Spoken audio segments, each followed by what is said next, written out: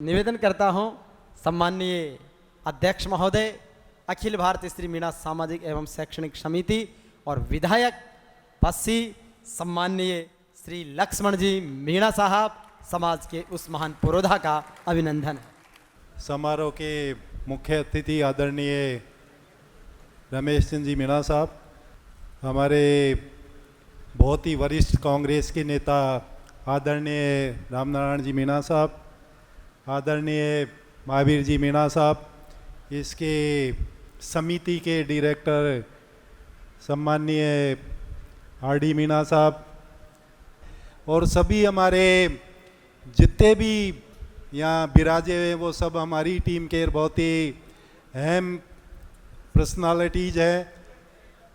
सम्मानित मंच, हमारी सम्मानीय महिलाएं, सभी अतिथिगण, यहाँ जो सम्मानित हुए हैं वो बच्चे बच्चियाँ, सम्मानीय हमारे स्वर्गीय काला बादल साहब के परिवार के सभी सदस्यगण, हमारे शहीद हेमराज जी के परिवार के सदस्यगण, प्रेस प्रतिनिधिगण और जो इस आयोजन से करने में प्रत्यक्ष और अप्रत्यक्ष रूप से जुड़े हुए हैं वो सभी महानुभाव।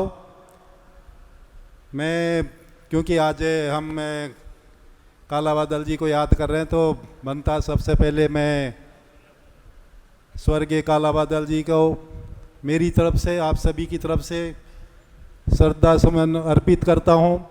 दूसरे हमारे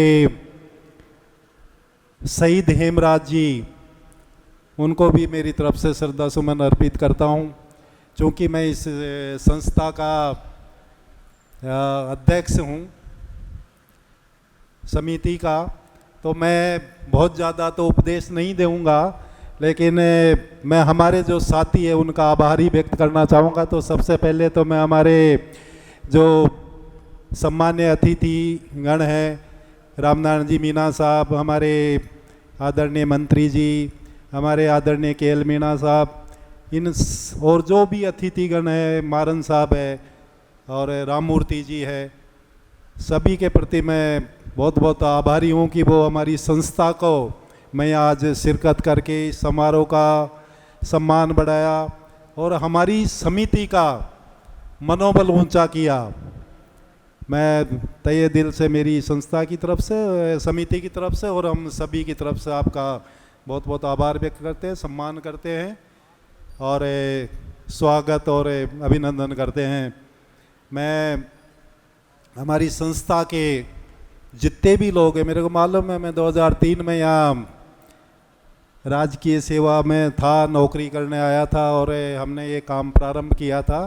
उसमें हमारी टीम है और हमारी टीम इतनी ज़बरदस्त है कि उसी की वजह से ये सारी चीज़ें संभव हुई है। हमारे आर.डी. मीणा साहब है जो अपना पूरा टाइम समिति के कार्यकलापों में इसको आगे बढ़ाने में दिन रात लगे रहते हैं, मेरे को मालूम है। इन लोगों ने ज़बरदस्त तरीके से इस संस्था को सहयोग किया। हमारे जो एक्टिविटीज़ दौसा और जयपुर में चल रही है उनकी सबकी देखभाल हमारे सम्मान्य हरिनारायण जी मीणा साहब है, हमारे खालडा जी है, ये लोग कर रहे हैं और इन्हीं की बदौलत हमारा भी मनोबल बढ़ता है। हम भी है ना आगे बढ़ के इनकी मदद करते हैं, काम सारा ये कर रहे हैं। आप चाहे यहाँ के लड़कियों का हॉस्टल हो, इतनी शानदार इन्होंने एक गेस्ट हाउस बना रखा है, 70 बीघा ज़मीन इन्होंने जो अलॉट कराई है समिति ने, ये बहुत ज़बरदस्त काम है। आजकल सरकार अगर 100 गज ज़मीन देने में भी 50 बार सोचती है किसी समाज को, लेकिन 70 बीघा ज़मीन दी है तो ये सभी इन्हीं लोगों की बदौलत है जो हमारी टीम के सदस्य हैं। हमारी संस्था में इस टाइम पर करीब 2500 के आसपास मेंबर है, वो सभी आजीवन मेंबर है, सभी हमारे सम्मान्य हैं और सभी का जो कंट्रीब्यूशन है उसी की वजह से समिति हमारी आगे बढ़ रही है, आगे से आगे काम कर रही है और समाज में जितना हम कुछ कर सकते हैं हमारी कैपेसिटी के अनुसार वो हम कर रहे हैं। तो मैं आप सभी लोगों से, आप बहुत महत्वपूर्ण लोग हैं, कोटा के तो बहुत ही मैं क्योंकि नौकरी के दौरान मैं पूरे राजस्थान में नौकरी की है, सब लोगों से देखा है, हमने पुलिस की नौकरी की, अब पॉलिटिक्स में है, कई तरीके के लोगों से हमारा मिलना जुलना होता है, लेकिन जितने जिंदा दिल और जो बड़े जोश से काम करने वाले हैं वो कोटा के लोग हैं। यहाँ की चाहे हमारी महिलाएं हो, पुरुष हो, यहाँ के यूथ हो और यहाँ के सभी तबके के लोग ज़बरदस्त तरीके से सहयोग करते हैं। क्योंकि मेरे को मालूम है, मैं तो ये नौकरी में था और मुख्यमंत्री जी भी यहाँ की थी, किसी अफसर की इतनी दम नहीं होती है कि उसकी नाक के नीचे और किसी जाति विशेष के लिए हम कोई काम करते हो। समाज के सभी सदस्य हमारे सम्मानीय हैं और सभी के कल्याण की हमें कामना करते हैं और सभी से हम अपेक्षा करते हैं कि वो जितना संभव वो करे। इसी के तहत हमारा काम चलता है। हम हमारे समाज का अगर प्रगति करना चाहते हैं, हम समाज में आगे बढ़ ले जाना चाहते हैं, तो हमें दूसरों को सहयोग करना होगा और हमें भी दे के उनका सहयोग करेंगे, उनसे सहयोग लेंगे तभी आगे बढ़ पाएंगे। तो इस तरीके के मैं तो ये सलाह दूंगा कि इस तरीके की कोई गलत बातें मीडिया में नहीं दे, सोशल मीडिया में नहीं दे जिससे कि आपके समाज को नुकसान होता हो और उससे दूसरे लोग बिना बात। और आपके आशीर्वाद से हम खूब काम करने की कोशिश कर रहे हैं, ये बात सही है। हम जब अब राजनीति में आए तो हमें और चीज़ों का पता लग रहा है। हमारे 32-33 जो विधायक है, हमारे 2 माननीय मंत्री है, बहुत एक्टिव है और बहुत चीज़ें हैं जो हमने अभी विधानसभा के सेशन के अंदर भी हमने बैठ के उनको ठीक करवाया है। हमने कई रूल्स है उनको चेंज कराने के लिए मुख्यमंत्री जी को मिले, माननीय मुख्यमंत्री जी ने, हम उनके प्रति आभारी है कि वो हमारी बात मान के उन्होंने कहा कि बिल्कुल आपकी बात जायज़ है, आप इसको करिए, उसको करवा रहे हैं हम, ठीक है। तो ऐसी बात नहीं, पॉलिटिकली भी बात यह है साहब कि उसमें आप कितने सजग हो, कितने चीज़ों को पढ़ते हो, कितने लोगों से मिलते हो। अगर ये आप करते रहते हैं तो आप पॉलिटिकली आप क्या समाज बहुत स्ट्रॉन्ग है। हमें अभी भी बहुत कुछ करने की आवश्यकता है और आवश्यकता है कि आप पढ़ाई करवाए अपने बच्चों को। जो सबसे ज़्यादा इन्वेस्टमेंट आपको अपने बच्चों में करिए। अगर अच्छा इंटेलिजेंट बच्चा, आपकी बच्ची इंटेलिजेंट है, तो वो कहीं भी जाके और अपना स्थान वो बना लेंगे, उसमें आपको ज़्यादा वो करने की आवश्यकता नहीं होगी। एक दूसरी है कि ये एक दूसरे की बुराई करना ये छोड़िए, संगठित रहिए, आप शिक्षा की तरफ ध्यान दीजिए। और मैं तो एक और चीज़ कहूँगा जो हम यहाँ अनुभव कर रहे थे, माननीय मंत्री जी भी कह रहे थे कि एक संकल्प ले आप। यहाँ शराब का चलन बहुत ज़्यादा है आपके कोटा में, इसको बंद करिए आप। वो पटेल प्रथा थी ना आपकी, वो अब पुरानी हो गई। पटेल जी बैठे हैं, दारू पी रहे हैं, शादी के एक दिन है ना पूरा दारू सेशन चलेगा, दूसरे दिन बारात जाएगी, वो जमाना गया। अब हाड़ी वाड़ी भी कोई काम नहीं करता, वो भी पटेल हो गए।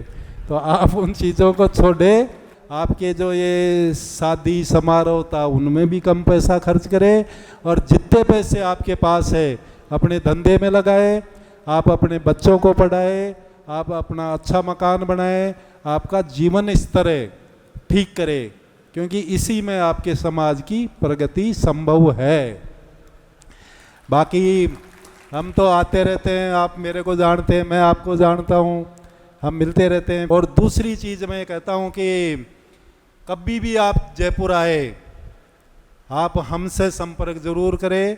आपका कोई भी काम है वो हमको बताए, हम ये कोशिश करेंगे कि भाई आपका जो भी काम जयपुर में है हम आपकी मदद करें, आपका सहयोग करें। और जयपुर से संबंधित आपका कोई भी काम है वो निश्चित रूप से करें। मैं पुनः आप सभी लोगों का जो इतना सुंदर आयोजन किया है, हमारे आरडी मीना साहब, इनकी टीम, और जो हमारी जो हॉस्टल्स वगैरह बना रही है, यूनिवर्सिटी बनाएंगे, उनके लिए वो कर रही है, जो टीम काम कर रही है, उनके प्रति मैं दिल से आभारी हूँ। क्योंकि मैं तो एक कोऑर्डिनेटर के रूप में काम करता हूँ, क्योंकि मेरे पास भी बहुत सारे काम है। तो काम ये करते तो हम तो थोड़ा डेमोक्रेटिक आदमी हैं, हम यूनिवर्सिटी भी बनाएंगे आपकी। हम कोशिश कर रहे हैं माननीय मुख्यमंत्री जी को, और हम ये भी कोशिश कर रहे थे, हमारे माननीय मंत्री जी है, हमारे रामनारायण जी मीणा साहब है, हम सभी मिलके और माननीय मुख्यमंत्री जी से अरदास करेंगे कि हमारा जो MLA लेड फंड है उसमें से 10-10, 15-15, 20-20 लाख रुपए इस यूनिवर्सिटी को देने के लिए हमें अलाउ करे, तो बहुत आसानी से आपके 4-5 करोड़ रुपए इकट्ठे हो जाएंगे, तो बहुत जल्दी आपका काम हो जाएगा। और जो आपने सपना सजो रखा कि भाई हमारी जय मीनेश यूनिवर्सिटी कोटा में बने और इसका नेशनल लेवल पर नाम हो, वो भी हम करने के प्रयासरत है, उसके बारे में हम चर्चा करते रहते हैं। LOI को विड्रॉ कर दिया था पिछली सरकार में, ठीक है, वो LOI ले लेंगे, हम पहले ली थी, अब भी ले लेंगे, क्योंकि आपका आशीर्वाद चाहिए, तो आपका आशीर्वाद है तो सब कुछ संभव है। तो ये चीज़ें हम कर रहे हैं। मैं पुनः आप सभी लोगों का, हमारे अतिथियों का, आप सभी लोगों का, काला बादल जी के परिवार का, हेमराज जी के परिवार का, प्रेस प्रतिनिधि का, हमारी जो माताएं बहनें सम्मानित महिलाएं, उन्हीं सभी का मैं को बहुत बहुत धन्यवाद देता हूं, उनका आभार व्यक्त करता हूं। आप लोगों ने मेरे को सुना, यहाँ आने का मौका दिया, बहुत बहुत धन्यवाद। जय हिंद, जय मीनेश।